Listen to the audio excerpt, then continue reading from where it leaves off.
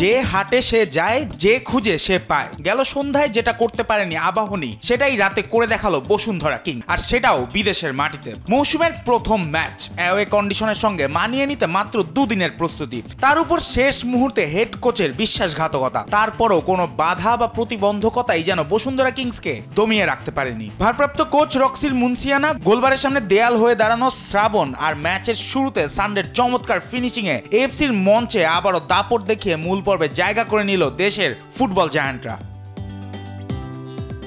কাতারের দোহায় কয়েক হাজার বাংলাদেশি দর্শকের সামনে 6 মিনিটেই কর্নার থেকে গোল আদায় করে কিংস। সানডের গোলে উল্লাসে মাতে গোটা স্টেডিয়াম। গোল শোধে বাকি সময় চেষ্টা চালিয়েছে আল কারামা, তবে সব আক্রমণ আটকে গেছে কিংসের ডিফেন্সে। 1-0 গোলে এগিয়ে থেকেই প্রথমার্ধ শেষ করে বসুন্ধরা কিং। ম্যাচের দ্বিতীয়ার্ধের শুরুতেই সহজ সুযোগ মিস করে সানডে, প্রতিপক্ষের কিপারকে একা পেয়েও ব্যর্থ হয় গোল করতে।